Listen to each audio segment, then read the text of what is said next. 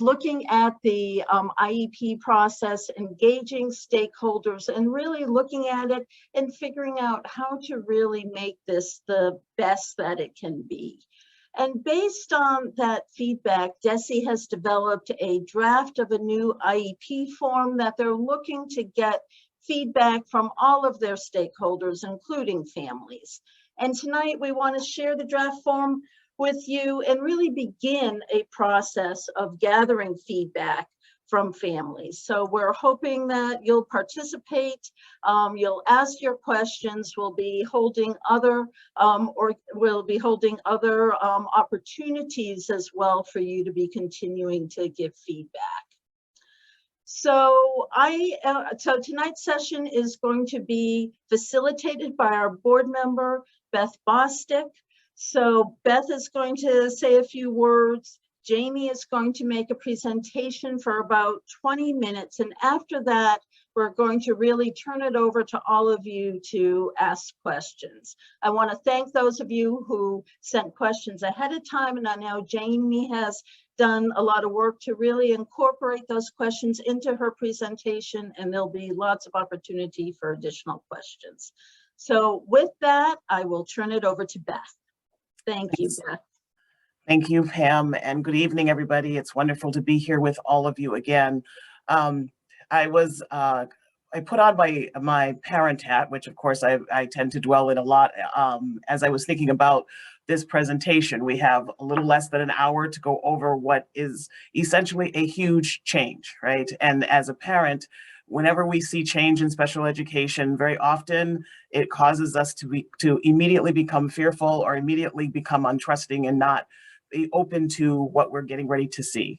So speaking to you as a fellow mama bear, I wanted to encourage all of us to allow the entire presentation to kind of seep in, to hear everything that's being presented, and to know that the Federation is going to be partnering with DESE to provide additional opportunities for parents to voice their concerns or praise, any form of feedback that you might have in the future. So please know that this hour is not the only time that we're going to have this discussion. We're fiercely committed, as you know, as an organization, to ensure that family voice is heard and used and partnered with on a regular basis. And so we have even given DESE the questions that you have provided up front, so many of those questions that you have or concerns that have been voiced thus far have been incorporated into the presentation. We will have an opportunity for some questions afterwards. And then again, if your question is not, if you don't have the opportunity tonight, please know that there will be multiple opportunities in the future for you to participate in providing feedback. So do know that that will happen. All right. Also, just because something looks completely different doesn't mean that it won't be effective. So we're going to go into this with open minds. And I say that with empathy. I totally understand and share some of the intrepidation of something changing, but this is an opportunity for us to look at this differently and possibly to improve the system that many of us have struggled with going up to this point. All right. So without further ado, Jamie, take it away. Thank you, Beth. And, I'm just gonna wait for Martha to pop up our slides. Okay, so tonight I'm going to give you a little bit of an overview of the IEP improvement project, including a very brief overview of the IEP draft that I'm going to share. I just want to mention before I get started that I know this is a lot of information in a very short amount of time. So my goal today is just to kind of give you just a real broad sense of what we're looking for as far as the changes and what potentially it could look like as we start going through this process of getting feedback from you as families and other stakeholders that we work with to make sure that we're improving this process. So Martha will move on. So tonight I have 4 goals. I'm going to start by talking about why we're even looking at this improvement process and looking at this, what we call the IEP improvement project. I'm going to talk about what we are calling some design elements, and I saw in some of the questions that you submitted ahead of time, and those were super helpful, so thank you. Somebody had put, what is kind of like the highlights of what the changes are, and so these design elements are going to help you with kind of where we're going as far as what our focus is for how we're making some changes, what type of changes we're making, and why we're making these changes. I'm going to talk after that about some of the next steps. I saw a lot of people had questions about timeline and when this change actually will happen in school, so I'm going to talk about that. And then I'm going to end with showing you the draft form, and I'm actually going to just show you parts of the draft form, and I'm going to show you what the current form looks like, and I'm going to show you what our proposed draft form looks like, so I can show you some specific things so you can see the differences between the two. So I think we'll get started. So I'm going to start with what the goals are of the project. And so this project has been going on from, as Pam had mentioned, for many, many years, long before I was at the department. And the whole purpose of this project is to really look at focusing on improving outcomes for students with disabilities in our Commonwealth and ensuring that they have the opportunity for meaningful access to the curriculum frameworks and the life of school. In doing that, we're hoping that we're going to be able to address closing the opportunity and achievement gaps that we have in our Commonwealth as well. But this is the purpose. This is why we're doing this. This is about improving outcomes for the students, your children that are in our schools and districts in Massachusetts. We'll move on to the next one. And this project is not just about creating a new IEP form. When everybody thinks about the IEP process, we think about the form. There's a lot of other components that we're looking at in this project as well. And the first thing you can see in the center of this, this graphic is the forms. But there's 4 other components that we're working on that we think are also critical in this process. And the first piece is something that we call guidance on referral, evaluation, and eligibility. And this is the steps that happen before we develop the IEP. And so that's actually already done. We've completed it and it's on our website. The next piece would be the development of what we're going to call the IEP process guide. And there is currently something that's called the IEP process guide. It's on our website. That process guide is going to need to be updated to make sure that it aligns with the new form and provides, I'm anticipating, a lot more additional information than we have now on how to actually use this form. Many of you are probably familiar with what we have. It's called the Parent's Guide to Special Education. That's been recently updated. It will need to be updated again once we finalize these forms as well. And then finally, the 4th piece is what we call the Systems Improvement Playbook. So this playbook is something that's being developed as part of what we call the early adopters, which are districts that have volunteered to be part of this group of districts and schools and districts that are working on developing systems to improve outcomes for students with disabilities. So creating systems in schools and districts that help build the structures that are essential to making sure students with disabilities are getting what they need in order to be successful. So these are the 4 parts of the project. And we'll move on, Martha. And this is just a quick look at who our early adopter districts are. They actually will be looking at using this form and giving us some feedback in the fall when they return to school. Jamie, I'm sorry to interrupt, but could you slow your pace down just a little bit, please, for the interpreters? Yes. Thank you so much. I can definitely do that. Thank you. You might have to remind me again, though. I will happily do that. We'll move on to the next one. And this is just some information on, we have 4 different vendors that are working with our early adopters. And the reason why, and you can see the Federation is here, they're representing you as families and students. We have 3 other vendors that bring different types of expertise to this project. CAST, they're really the experts in universal learning design. The Rennie Center, they're experts in really looking at research and policy and how that actually translate into the practice and what happens in schools. and black print, which is really looking at our work from a racial equity perspective. And now I'm going to share with you what we call the design elements. So this project, as I mentioned, this has been going on for a very long time.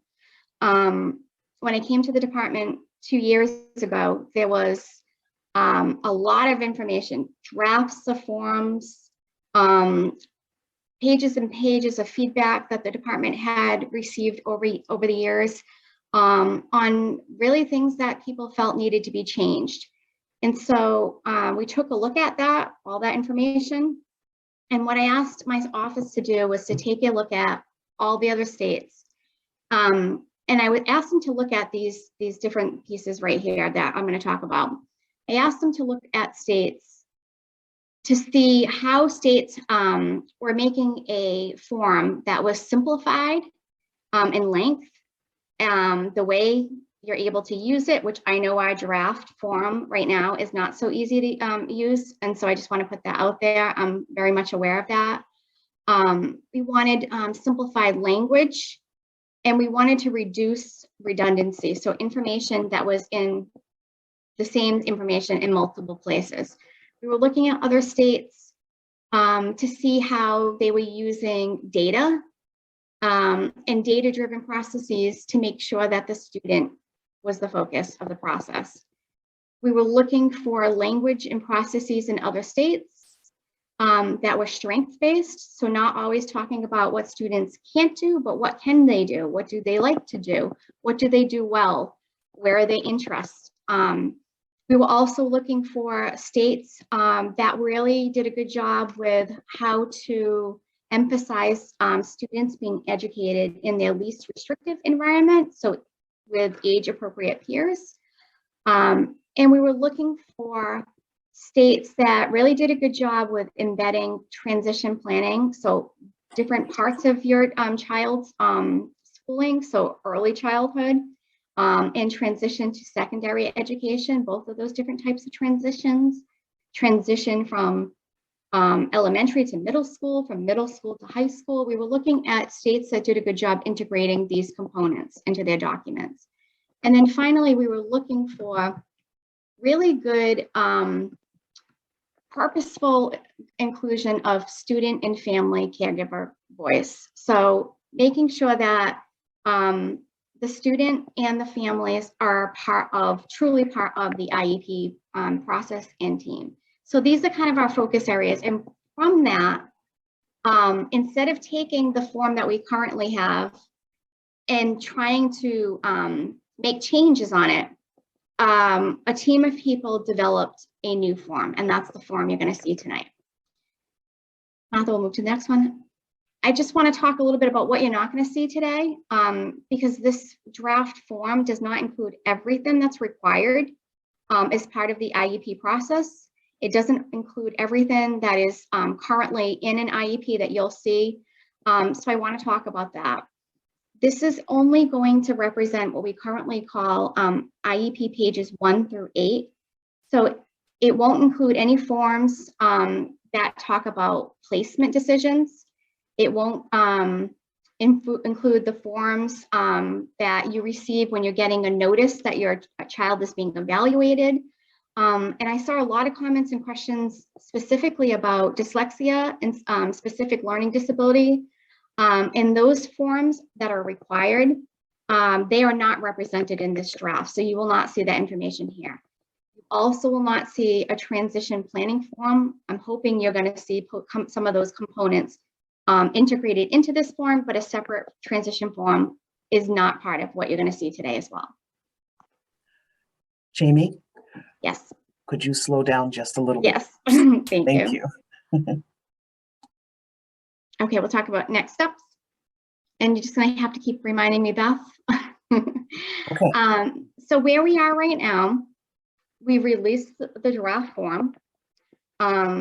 We've met with some different groups, including the early adopters already. And now we're getting to the point where we're really looking for stakeholder feedback. And one of the questions I get a lot is, does the department really want feedback? Or is the department just putting this out there? What do we really want to know? We really do want feedback, and I'm going to tell you about certain things we really want to know more about. We felt that the department did the best that we could with putting together a draft, given all of the different information I mentioned to you, but we can't do anything more without hearing from all of you, families, teachers, administrators, other community organizations, our state partners. We need to hear from other groups so that we can make good decisions on what this final product is going to look like. And we don't think we can do that at this point without hearing more. So our next steps, we're going to be really talking about the feedback process, and Martha will move on to the next one. We're going to do some training with those early adopter districts this summer or early fall. They're going to actually try to use the form to give us feedback on what it's like when they actually use the form and how the process actually goes. That's going to happen in the fall. And then we're finalizing this particular document around winter, early winter. And then we'll move on to the next slide, Martha. And after that, a lot of important work needs to happen. And that's a lot of training for the schools and districts, because this form itself isn't going to be able to make the improvements that we're looking for, and provide students with the type of services that they need in order to make progress, without the type of training that they're going to need to know how to use the form and how to actually facilitate the process. We're going to continue with the training, and then we're hoping for implementation during the 2023-2024 school year. So it will not happen this next school year. It'll happen the following school year. And you can move on to the next slide, but I do get the question all the time, when will that happen? I anticipate districts will do that at a different time during the school year, when they're ready and they have their systems in place, because they have to make sure that the training has happened and the technology that's necessary to develop the forms is all in place to be able to do that. So we're going to be getting stakeholder engagement and feedback over the next couple months, and this is how we're doing it. The first thing is those early adopters that I mentioned. The second piece is targeted engagement.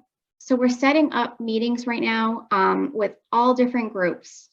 And we have questions that we're going to be asking these different groups. So school district staff, families, we'll be working with a federation on that, advocacy organizations, professional organizations that represent different administrators and teachers. And we're looking for specific feedback on things that we need help in refining this form.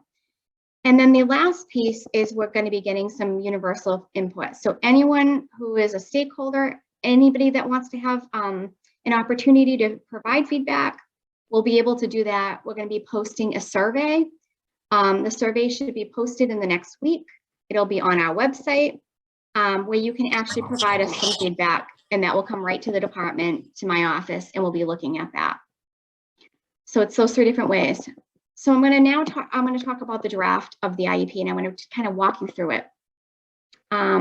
This is where you actually find the draft. What I did for tonight is we have some screenshots of part of the draft, and I'm going to show you some different components of the draft. But if you want to see this yourself, this is how you find it. This is the link. I just want to put this out there too. It's in an Excel spreadsheet right now. The reason why is because we want to make sure this is ready for those early adopter districts to try using this form like they would when they're actually developing the IEP. And that's why it was done that way, but it's going to be translated into different languages. So it'll actually be in a document that is just a PDF version of the document. So you won't have to look at it in Excel. The other reason why it's in an Excel spreadsheet right now is there's a lot of little drop-down menus and things that are only going to pop up if you actually say yes to something. So we wanted to be able to show people that not all of this information is necessarily going to be there. Only information that's relevant that the team determines will be part of the process. But there will be a PDF version posted soon, and we're working on translations on those as well. All right, Martha, so I'm going to start with talking about this piece. This is the current form that we have right now. And if you look at this piece, this is how we currently, this is the question, it's very broad. It says, what concerns does the parent and or the student want to see addressed in this IEP to enhance the student's education? And I'm going to show you the next slide. And this is where we're going with this. And so what we're looking for, you can see just, it looks very different. There's a lot more information that we're looking for. We also included some, we call them sentence starters, to help facilitate this process of having these conversations in team meetings. And what we want to do is we want to make sure students have a voice. They're required to be part of the process from age 14 and older. We also want to make sure that we're starting really young with younger students so that we're helping them become independent, learn how to self-advocate. And we know this is going to look a little bit different when you're talking to, a 5-year-old about what they want to do and what their vision is, and when you're talking to a 15-year-old. And we also want to make sure that the parent and the other team members' vision is also captured there. So this is just an example of how it's different. So this is the draft. This is another example. This is what one of the checklists looks like on the current IEP. We call this, this is particularly about assistive technology. I want to just show you how right now it's just a little checkbox. On this new form, we're looking for a lot more information. We want to make sure this has all the information so that all of the individuals that are working with students and families know exactly what the plan is going to be and what the student is going to need, when they're going to need it, and for what purposes. So we're trying to really make things more detailed and clear. So this captures a real clear plan. This is another example. Again, this gives just some little check boxes on the current form, and I'm going to show you what this looks like now. As you can see, this chart here is about what the student knows now. It's about identifying this, what the student does well, what their strengths are, what their skills are. And as you can see those arrows, what we want to know is, we don't want to know what did your child know in school yesterday. We want really to be looking at data, to look at the trends and what the student has demonstrated over a period of time. We want to make sure that this is data-driven decision-making. So we're really trying to make sure that everybody that's part of the team, and you see all those different individual people on the left-hand side that could be part of the team, that should be part of the team, have an opportunity to provide input. And it's really a team process. It's not just one person, but it's everyone having opportunity, and different type of data that's used and shared to really determine some of the things that you're going to be looking for. Can I add something, Jamie? Just not specific to this specific slide, but throughout if you look at the new form, you'll see that there are instructions or little directions or suggestions for what you should be thinking about at the very beginning. So for example, this one says the IEP team should describe the student's strengths and and looking at early childhood outcomes, ages 3 to 5, and what they should be looking at for transition age students. So you'll find that throughout the whole new form, and we're hopeful that adds to the process, the IEP development process. Right, and I did see one comment, and I just want to make a quick comment on that. Examples of data. We really want this to be a team process, and so we're talking about data, not just tests that your children take in school, but you as a parent have information about your child that the school might not have. So you should have the opportunity to bring that information to the team and share it. So data doesn't just have to be information from a test. There's different ways that we can look at data, and there's different individuals that are part of the team that bring different types of data and different types of information that's important to really to make sure that we're making the right decision for the child. I'll show another example, Martha. Okay, so right now we have something that's called the transition planning form. We're going to move over into this next piece. What we're looking at is really integrating transition planning throughout the IEP. So it's not a separate entity, it's not a separate piece, it's part of what we do.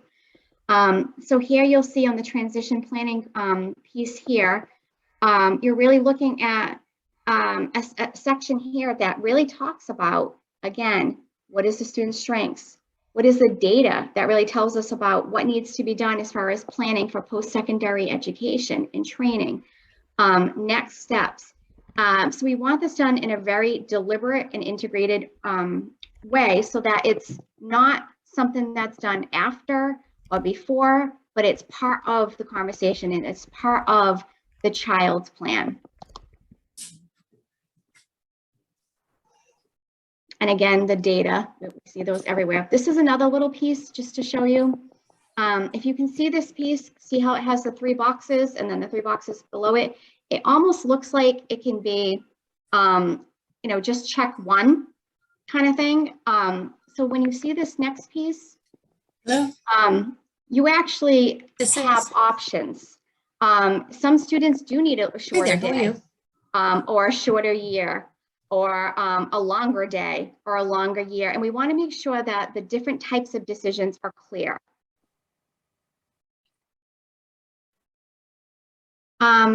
So there are some requirements for students that on the autism spectrum have autism spectrum disorder.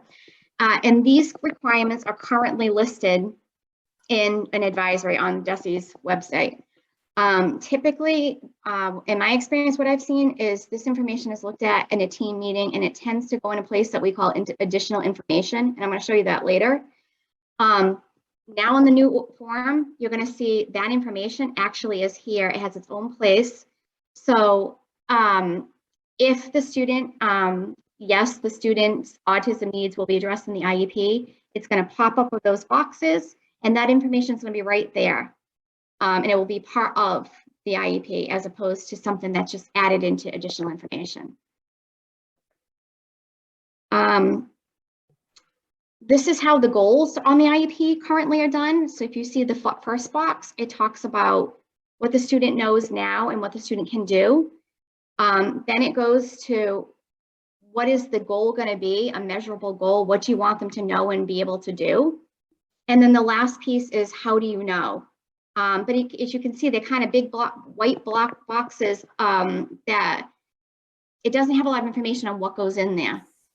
This particular table, and I know it looks really busy and we probably have some refining to do, but the goal is to really make sure that these are clear goals that talk about what the student needs to do. How are you going to know? How are you going to measure it? What's the method? How often, and who's going to do that? So again, a really clear plan of how that's going to be done.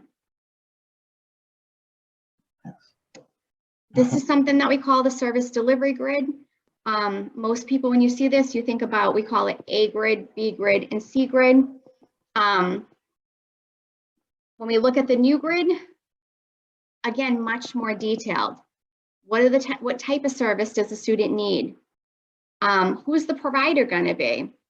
What's the location? Is there any limitations with group size? Is that necessary? How often is it going to meet? So again, we're trying to really make sure that things are much more specific. And then this was just a little piece I added. There was a lot of things, you know, I've been a teacher, I've been a principal, I've been in a lot of different roles. And in my experience, a lot of things kind of ended up in that section called additional information that are required. And so what we want to do is we want to make sure that things that are required actually have a place on the IEP. So on the new IEP, the draft, you'll see a place that's required to put the graduation day, anticipated graduation day, transfer of rights for students that are reaching the age of majority, the autism checklist that I mentioned, 688 referrals, responsibilities with other state agencies, particularly for those students that are at the secondary transition age, and healthcare needs. This was just a couple ideas of things that, in my experience, I saw there, and we're looking for places where those actually go.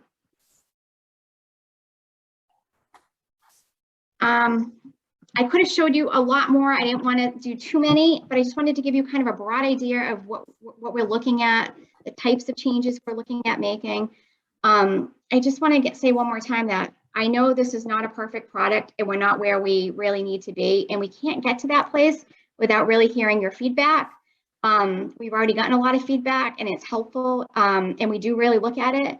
But I really believe that over the next couple months, as we start working with all of you, getting feedback and refining this, we'll get to a place where we're using this form to improve the process and hopefully to really be able to impact the students in our Commonwealth positively with some positive growth in their outcomes. So thank you for giving me the opportunity to talk a little bit today.